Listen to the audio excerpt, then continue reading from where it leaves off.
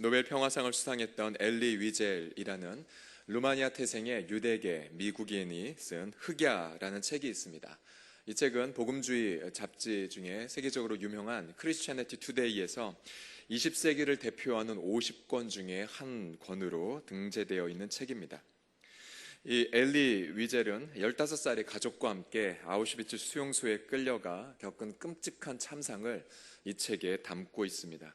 그 당시에 특별히 지금도 하나님의 존재가 과연 어디 있느냐, 하나님은 살아계시지 않거나 혹은 하나님은 무기력한 하나님이거나 아니면 하나님은 공유롭지 못하거나 라고 논박할 때에 그 근거로 삼는, 지식인들이 근거로 삼는 것 중에 하나가 바로 나치로 자행된 그 2차 대전에 일어났던 홀로코스트 대학살이 아닙니까? 또한 이 홀로코스트 기간 가운데에 유대인 랍비들도요, 그 수용소에서 법정에 피고인을 누구를 세웠냐면 하나님을 세우면서 가상적으로 수용소에서 토론하기를, 바로 하나님은 그 백성을 보호하지 않았기 때문에 그렇다면 하나님은 유죄라고 그렇게 선고를 했던 기록도 남아 있습니다. 그런데 이 책을 보게 되면은 우리 가운데 이 땅의 고난에 대하여 하나님이 과연 어떠한 태도와 어떠한 마음을 갖고 있는지에 대한 중요한 통찰력을 담아주고 있습니다. 하루는 이 책의 저자가 작업장에서 돌아와 있는데 교수대 위에서 한 사형이 집행되고 있는 것을 보았습니다. 그런데 너무나 끔찍하게도 한 어린아이도 두 어른의 함께 교수형에 처해져 있는 것입니다. 그 끔찍한 광경을 바라보면서, 이 새벽이기 때문에 자세한 묘사는 하고 싶지 않습니다만, 그 끔찍한 광경을 지켜보면서 뒤에서 누군가 이렇게 탄식했습니다. 하나님은 과연 어디에 있는가? 그분은 어디에 있는가? 모든 수용소에 있는 사람들은 절규하기 시작했습니다. 그리고 그 끔찍한 광경을 이 수용소에서는 강제로 목도하도록 강제를 했고요. 그러면서 엘리 위젤도 그 앞을 통과해야만 했는데요, 그때에 뒤에서 또다시 누군가 이렇게 질문 던졌습니다. 하나님은 지금 어디에 있는가? 어디에 있는가? 모두 다 흐느끼고 있는 그때에 이 엘리 위젤은 내면에서 그에게 큰 소리로 대답하는 음성을 듣습니다. 이분은 크리스찬이 아니거든요. 그런데 그 내면에서 이러한 또렷한 음성을 들었습니다. 어디 있냐고? 어디 있냐고? 그분은 바로 저기에 있어. 저기 교수대 위에 목이 매달린 채. 목이 매달린 채. 즉 고통하는 하나님, 고통의 현장 속에 계신 하나님, 이 하나님에 대한 통찰을 담고 이 글을 우리 오누리교회 고 하영주 목사님의 동생인 하스테반 선교사님이 영국에 유학 중에 이 글 내용을 보면서 만든 찬양이 무엇이냐면 이것입니다. 하나님께로 더 가까이 갑니다. 고통 가운데 계신 주님, 변함없는 주님의 크신 사랑, 영원히 주님만을 섬기리. 이 찬양이 나온 지 한 20년가량 되었는데, 우리가 보통 이 찬양을 부를 때에는 나의 고통, 혹은 우리 가정의 고통, 혹은 우리 가족의 고통, 자녀들의 고통을 염두하며 하나님은 내 고통 가운데 함께 계신 주님이라고 생각하며 이 노래를 부르고 위로를 받지 않습니까? 그러나 이 노래에 실제로 영감을 준 스토리는, 이야기는 내 고통이기 이전에 이 땅의 고통, 이 땅의 재앙에 함께 울고 계시는 주님을 노래 불렀던 것이죠. 이 사람들은 이 세상에 가득한 재앙, 또 전쟁 기근, 또 우리 아까 목사님이 얘기해 주신 것처럼 이 가정 안에 있는 이 고통을 생각할 때에 사람들은 보통 그 한마디 가운데에 이렇게 절규하며, 과연 하나님이 계시면 왜 이러한 일이 내게 일어나는가? 우리가 눈을 들어 지금도 벌어지고 있는 저 동남아의 참상이나 또 저 수많은 많은 전쟁에 죽어가는 기아를 생각하지 않다 할지라도 우리 가정 가운데에 고통이 일어날 때에 우리는 질문합니다. 과연 하나님이 전능하시면 왜 이 땅에 이런 고통이 가득할까? 그런데 우리의 이 수많은 많은 지성인들은, 무신론적 지성인들은, 그러나 그 전능하신 하나님이 자신의 전능함을 포기한 채 이 땅의 고난 가운데에 눈물 흘리고 계시다는 사실을 알아가지 못합니다. 그리스도께서 인생의 모든 질고를 경험하셨다는 것을 인정하지 않습니다. 그리스도께서 인생의 모든 고통을 짊어지시고, 또한 그분은 육체적인 고통을 받기 이전에 이미 그는 그의 정신적으로, 영혼으로 심각한 고통을 체험하셨죠. 자신의 친구들에게 배반을 경험하셨고, 또한 자신의 육신의 가족들에게는 미쳤다라는 소리를 들었고요, 또한 사람들에게는 너가 귀신이 들리지 않았냐라고 손가락질 당했습니다.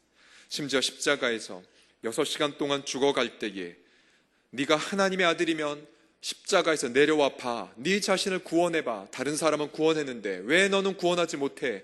라고 말하며 심각한 인격적인 정체성을 무너뜨리는 조롱을 당하셨습니다. 무엇보다 그가 겪었던 가장 큰 고통은 양손과 양발의 십자가에 못 박히는 고통을 넘어서 영원전부터 사랑의 교제를 나누었던 하나님 아버지에게서 죄 자체가 되어 하나님 아버지에게서 저주 자체가 되어 버림을 받았던 현장이었죠. 주님은 십자가에서 이렇게 절규를 뱉지 않으셨습니까? 마가복음 15장에 보시면 제9시에 예수께서 크게 소리 지르시되 엘리 엘리 라마 사박다니 하시니 이를 번역하면 나의 하나님 어찌하여 나를 버리셨나이까 하는 뜻이라. 우리 예수님은 영원히 버림을 받으셨습니다. 사망의 고통, 지옥의 고통을 체험하셨습니다. 그러면서 그걸 통하여 영원한 속죄를 이루셨죠. 그리고 부활하시고 승천하시어 하늘에 앉으셨습니다. 그래서 히브리서 저자는 히브리서 10장 12절에 그리스도께서 속죄를 완전히 이루셨다고 선포하십니다. 히브리서 10장 12절 말씀을 함께 읽겠습니다. 시작. 오직 그리스도는 죄를 위하여 한 영원한 제사를 드리시고 하나님 우편에 앉으사. 주님은 이미 완벽한 속죄의 제사를 이루셨습니다. 십자가에서 그의 백성을 위하여 지불해야 될 모든 죄의 대가를 지불하시고 저주의 값을 치르셨습니다. 그런데 우리가 오늘 읽은 사도 바울의 골로새서의 본문을 보게 되면 주님은 고난을 다 지불하셨다고 생각했는데, 그리고 더 이상 그가 흘릴 눈물, 그가 담당할 고통은 이제 끝났다고, 종결됐다고 생각하는데, 근데 사도는 주님 앞에 교제하는 가운데에 여전히 그리스도에게서 남아있는 고통의 분량이 있음을 발견하게 됩니다. 다시 한번 골로새서 1장 24절을 보시게 되면 나는 이제 너희를 위하여 받는 괴로움을 기뻐하고 그리스도의 남은 고난을 그의 몸된 교회를 위하여 내 육체에 채우노라. 너희를 위하여 받는 괴로움, 그리고 그리스도의 남은 고난을 그의 몸된 교회를 위해 자신의 육체에 채우는 것. 그래서 바울은 에베소서나 또 다른 서신서에 보면은 내가 너희를 위하여 받는 괴로움 때문에 괴로워하지 말라. 이는 너희의 괴로움이 아니고 너희의 영광이라고 에베소서 3장에 말하고 있고요. 그러면서 또 다른 수많은 서신서에 자신의 고난은 바로 너희들의 영광이 된다라고 끊임없이 말하고 있습니다. 더 나아가 빌립보서에 보면은 자신은 주님의 그 죽으심을 본받아 어쩌든지 그 가운데에 부활에 이르려 한다라고 말하므로 끊임없이 그를 따르는 제자된 성도들 그리고 우리들에게 그리스도의 남아있는 고난에 동참해야 함을 우리에게 말과 행실로 보여주고 있습니다. 우리 사랑하는 성도님들, 그리스도에게 아직도 남아있는 고난이 있다는 뜻은 무엇일까요? 그것은 물론 주님이 속죄를 완벽하게 이루셨기 때문에 내가 뭔가 고난에 동참했다고 해서 주님의 그 속죄를 보충하거나 아니면 속죄를 이룬다는 뜻은 절대 아닙니다. 왜냐하면 속죄는 그리스도만이 담당한 고유 특권이기 때문이죠. 그러나 우리는 인간적으로 생각할 때에 그리스도에 남아있는 고난을 이렇게 유추하며 적용할 수가 있습니다. 예를 들어서 우리 아들, 딸들을 잘 길러 대학만 보내면, 아니면 직장에 취직만 하면, 이제 시집장가만 하면 내일은 다 끝났습니다 라고 부모들은 생각하지만, 그러나 여기 많은 조부모님들, 우리 아이들이 장가 시집 간다고 해서 부모의 염려가 다 끝납니까? 그렇진 않지요. 오히려 그들이 제대로 잘 결혼 생활 하는지, 제대로 직장 생활 하는지, 아기는 잘 갔는지, 잘 출산하고 있는지, 아니면 손주들은 잘 키우고 있는지, 손주들은 잘 학교 가고 있는지, 끊임없이 부모의 마음은 자녀들이 장성하여 우리의 경계를 떠났음에도 불구하고 끝까지 염려하고 끝까지 기도하지 않습니까? 70이 넘은 아들이 할지라도 90이 넘은 노모의 말, 너 오늘 밥 먹었니?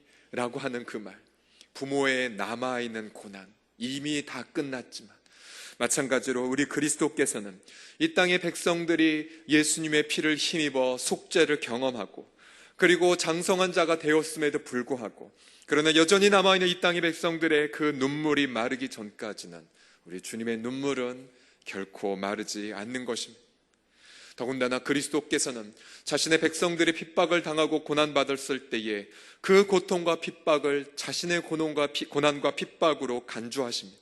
사도행전 9장 3절에서 5절을 보면 부활하신 주님이 자신의 교회를 잔해하고 또한 자신의 제자였던 스테반을 죽이는 데에 도움을 끼쳤던 바울을 향하여 이렇게 말하는 걸 들어보십시오. 우리 사도행전 9장 말씀을 함께 읽겠습니다. 시작.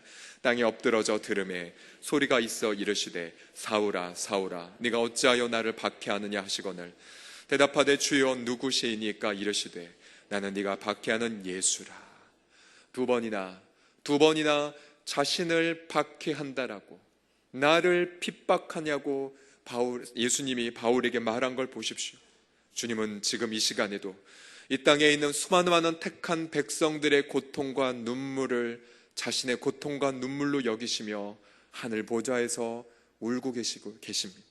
그래서 바울은 골로새 교인들을 향하여 그리스도의 그 남은 고난을 너희들을 위하여 교회를 위하여 내 육체에 채운다라고 말하고 있습니다.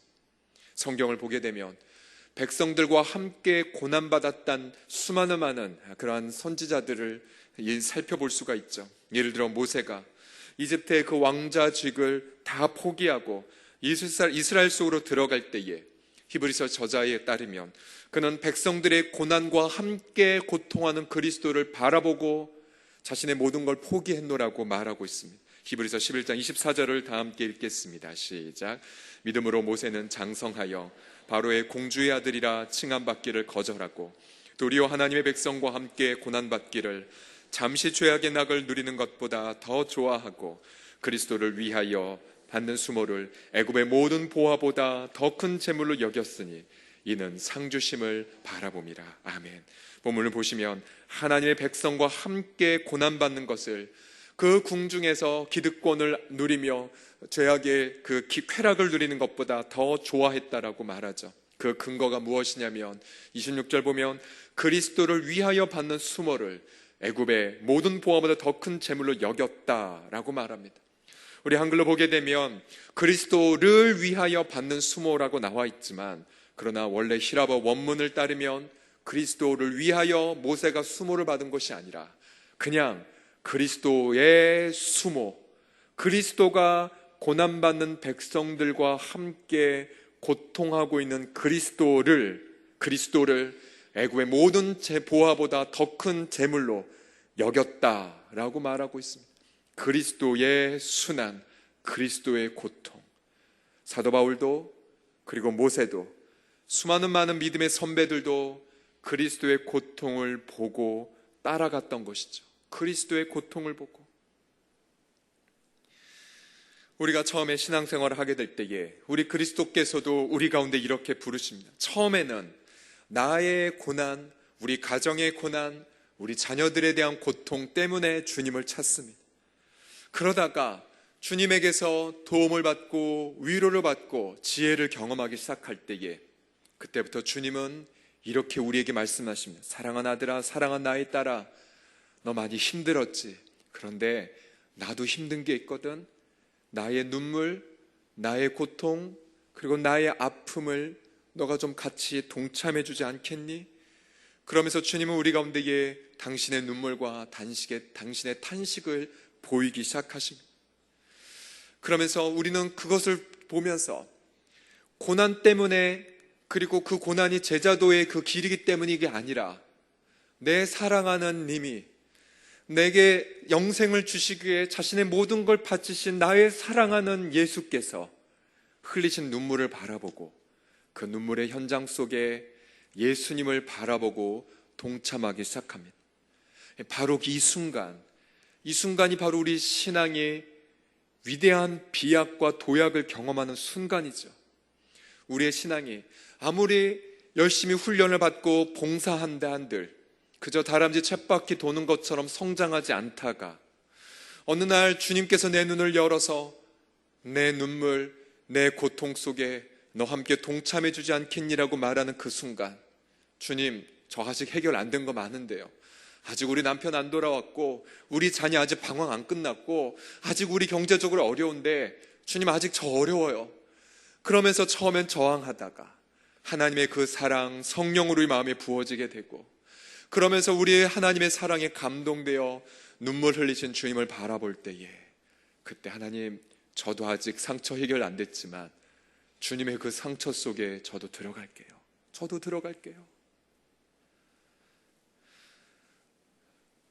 미국의 하버드 대학에서 탁월한 교수로 있었던 헨리 누엔이 자신의 모든 기득권을 다 포기하고 장애인들과 함께 사는 공동체를 설립한 이유도 자신은 여전히 상처 입었지만 상처를 가지고 있는 치유자로, 그리고 그곳에 그리스도가 계시기에 주님을 바라보고 자신의 모든 기득권을 포기하고 데이브레이크라는 그 장애인 공동체를 세운 것이 아니겠습니까?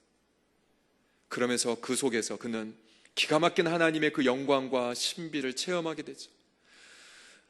아담이라고 하는 한 젊은 장애인 청년을 간호하는 가운데에 그는 그 속에서 진정한 하나님이 세우셨던 아담, 바로 예수 그리스도의 그 모습을 발견하며 그렇게 귀한 통찰력 있는 책을 남겼었고요. 이 땅에는 많은 수많은 크리스찬들이 자신의 그 모든 것들, 여전히 자신의 문제가 여전히 남았지만 그리스도의 그 수모를 바라보고 헌신할 때에 그 속에서 경험한 주님의 그 상은 얼마나 큽니까? 우리 교회가 파송한 우리 김요한 선교사님, 그 터키에서 수많은 핍박, 투옥, 그리고 재판, 그 엄청난 고통, 그 고통을 자녀들이 지켜보고 아이들이 큰 상처를 받으며 있었지만, 그러나 지금 아이들을 어떻게 자라고 있는지 아십니까? 선교사님 보낸 아이들이 지금 근황을 보니 세 아들다 그렇게 터키에서 고생을 많이 하였었지만 지금은 세 아들 모두가 어떻게 되었냐면 전부 다 한동대에 다니면서 그 첫째 아이는 모두 세 아들 다 그 선교지로 선교사에 대한 마음을 가지고요, 첫째 장남은 탈북자 사역에, 둘째 아이는 장애인 사역에, 그리고 삼남은 노숙자 사역에 뛰어들면서 학생인데도 불구하고 노숙인들을 위한 그러한 여러 가지 이벤트를 벌이면서 돈을 모금하여 노숙인 사역에 집중하는 것을 보면서 제가 그 기도 제목을 보면서 정말 하나님께서 이 아이들도 그리스도를 경외하는, 그리스도의 수모를 선택한 부모를 좇아서 정말 이 땅에 아름다운 가치 가운데 자신을 지금부터 헌신하는 모습을 보면서 정말로 하나님이 주신 특별한 비밀스러운 축복들을 체험하게 되었었습니다. 사도 바울은 고린도서 1장 5절에서 만약 우리 가운데 그리스도의 고난이 넘친다면 이렇게 설명합니다. 우리가 받는 위로도 그리스도로 말미암아 넘치는도다. 이건 놀라운 신비이죠. 그리스도로 말미암아 위로가 넘치는 것, 이 땅에 이것의 위로는 이 세상에 어떤 사람도 줄 수 없는 위로이죠.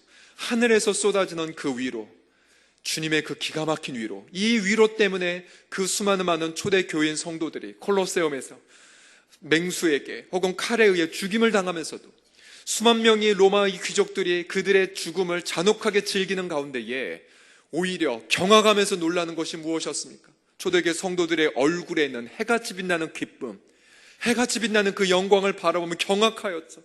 저들이 믿고 있는, 저들의 배후에 있는 자가 누구이길래 죽음 앞에서도 저들은 초연한 채 기뻐하는가? 죽음 앞에서 저들은 기뻐하고 영광을 누리고 있는가? 그래서 오히려 콜로세움이 기독교의 종말이 아니라 오히려 기독교의 부흥의 장소가 된 것이 아니겠습니까? 그리스도로 말미암아 위로도 넘쳤으리라. 그 기가 막힌 위로를 거머쥘 수 있는 특권은 단 한 사람, 그리스도의 고난을 내 육체에 채우는 자. 그래서 우리 사랑하는 성도님들, 우리가 이번 한 주간 동안에 우리 내 고통, 내 아픔 가지고 물론 하나님 앞에 기도할 것입니다. 우린 인간인지라 내 앞에 있는 갑작스런 재앙 하나님 앞에 호소하지 않는 한 우린 결코 이 땅의 고난 보고 싶지도 않습니다. 또한 우린 인간인지라 지금도 지난밤 밤에 일어났던 수많은 살인사건과 폭력사건들, 지나간 밤에 저 지구상 반대쪽에서 일어나는 수많은 전쟁의 죽음, 우린 외면하고 싶습니다. 저도 보고 싶지 않습니다. 그러나 우리의 사랑의 주님은 저 하늘 보좌에서 자신의 완전한 속죄를 이루셨음에도 불구하고도 여전히 눈물을 흘리고 있는 이 땅의 수많은 많은 인류들의 아픔을 바라보시면서 그분은 쉬지 못하십니다. 주님은 결코 쉬지 아니하는 그 아픔의 눈물로 보좌에서 이 땅을 위해 눈물로 기도하고 계시죠. 그러면서 우리 주님은 나의 남아있는 이 고통, 나의 남아있는 눈물에 동참할 교회가 어디냐, 나의 아픔, 이 아픔에 동참하는 가정이 어디냐고 지금도 주님은 찾고 계십니다. 우리 사랑하는 성도님들, 작년에도 동일본 대지진에 쓰나미로 일어나서 수십만 명의 이재민이 생겼죠. 그때에 가장 먼저 현장에 달려갔던 건 전 세계에 있었던 크리스찬들이었습니다. 그러면서 크리스찬들이 들어가 주유할 수가 없어갖고 걸어갔고, 그리고 사람들 찾을 수 없어서 고통하는 그 순간에서도 사람들을 만나 위로하고, 또한 그 일본 현지 교회와 연합하여 교회당을 피난처로 제공하고, 그러면서 만 1년이 지나고 났을 때에 어떠한 일이 일어난 줄 아십니까? 일본 사람들은 수십 번을 전도해도 감사합니다, 고맙습니다라는 말만 연신하고 마음을 열지 않는 종족이죠. 그러나 이 쓰나미 대지진으로 인하여서 그들의 마음이 깨어져 버렸습니다. 그래서 복음이 증거되어지고, 선교사님들, 현지 교회 목사자들의 말에 의하면 수십 년 동안 해도 못 이런 일들이 지난 1년 동안 이뤄졌다고. 그러면서 복음이 증거되고 열매가 맺는 장면들을 보게 되죠. 만약에 그 쓰나미 대지진이 일어난 현장 속에 크리스천이 달려가지 않았다면, 즉 그 고통과 함께 우시는 그리스도에 남아있는 고통을 자신의 시간, 자신의 물질, 자신의 정성에 바치지 않았다면 결코 그 땅에, 그곳에 주님의 몸된 교회는 세워지지 아니하였을 것입니다. 교회가 언제부터 타락하기 시작합니까? 교회가 언제부터 무너지기 시작합니까? 우리 안에 갇혀서 우리끼리의 모임만 즐기고 우리 안에서만 높은 성곽을 쌓아갈 때에, 그때부터 기독교의 타락은 시작되는 거죠.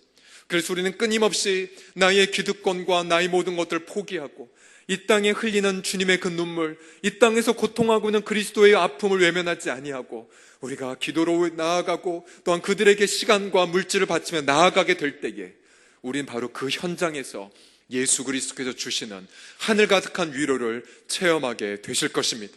우리가 이번 한 주간 고난주간 특세 때에 저 고난의 앞부분에 이렇게 명명해 주십시오.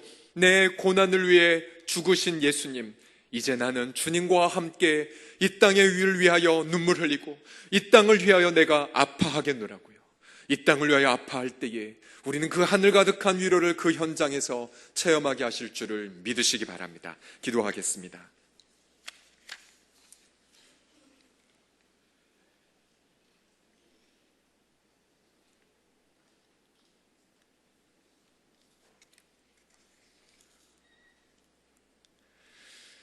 우리 어찌 작은 나의 마음이, 그리고 나의 자그마한 시간으로 어찌 이 세상의 모든 고통을 다 품을 수가 있겠습니까? 그러나 우리 사랑방 안에서, 그리고 우리의 가정 안에서, 그리고 우리 내 개인적으로 계속해서 아픔이 드는 이 땅의 영역이 있을 것입니다. 어떤 분은 고통하고 있는 청소년들을 향하여, 어떤 분들은 정말 미자립 교회를 향하여, 어떤 분들은 정말로 외롭게 사는 어르신들을 향하여 많은 그런 아픔의 고통을 느끼시죠? 그 아픔이 무엇인 줄 아십니까? 그것이 바로 바울이 말한 그리스도의 남은 고난입니다. 우리에게 말합니다. 사랑한 나의 아들아, 사랑한 나의 딸아, 내가 이 영역을 놓고 울고 있는데, 내가 이 영역 때문에 너무나 고통하고 있는데 너 나와 함께 이 고통을 위하여 울지 않겠니? 나의 고통에 함께 동참하지 않겠니? 라고 주님은 이 시간 말씀하고 계십니다. 그 영역이 무엇입니까? 그 아픔이 무엇입니까? 나는 여전히 고통 가운데 있지만, 그러나 그 고통을 넘어 그리스도의 고통은 도대체 무엇입니까? 함께 시간 조용히 그 부분을 붙잡고 함께 기도하겠습니다. 살아계신 우리 아버지 하나님, 이 시간 우리의 마음을 주 앞에 올려드린하이다. 우리 아버지 하나님이여, 내 고통 그리고 내 아픔 많이 있지만, 그러나 아버지 여전히 해결되지 않은 마음의 부담들, 그리고 아버지 여전히 해결받기를 원하는 아버지 하나님 주님의 그 방문을 경험하고픈 그런 아픔들이 있지만, 그러나 아버지 하나님 여전히 아버지 하나님 이 세상에 그리스도에 남아있는 고통과 남은 아버지 아픔이 있어 아버지 그것으로 나를 초대하시나이까? 하나님, 조금만 더 있다가 아버지 하나님이 나아가고 싶지만, 그러나 나의 사랑하는 아버지 하나님 예수님은 아버지 나의 손을 붙잡고 저 푸른 들판으로 나아가 거친 광야에 있는 아버지 하나님 고통하는 영혼들을 바라보고, 아버지 고통하는 사람들을 바라보고 아버지 하나님이여 울고 계신다면, 우리 아버지 하나님이여, 그렇게 아버지 나는 아버지 여전히 어렵지만, 그러나 예수님의 그 손을 붙잡고 아버지 앞에 나아가기를 소망합니다. 신실하신 하나님, 그렇게 나를 사용하여 주시고 우리 아버지 하나님 붙잡아 주시사 하나님의 그 기쁨, 하나님의 은혜를, 아버지 그리스도의 그 한량없는 하늘의 위로를 체험할 수 있도록 우리 예수님 붙잡아 주시옵소서. 모두 다 그 자리에서 기도하는 마음으로 자리에서 일어나 주시겠습니까? 조용히 일어나 주시면서 함께 저희의 고백을 따라해 주십시오. 모두 다 눈을 감으신 채로 우리 함께 저희 고백을 따라 주십시오. 나의 고통을 위해 고통하신 예수님, 나의 고통을 위하여 고통하신 예수님, 그리스도의 고통을 제 육체에 채우겠나이다. 그리스도의 눈물을 내 눈물로 흘리겠나이다. 그리스도의 심장을 나의 심장으로 바꾸겠나이다. 그리스도의 심장으로 이 땅을 위하여 고통하겠나이다.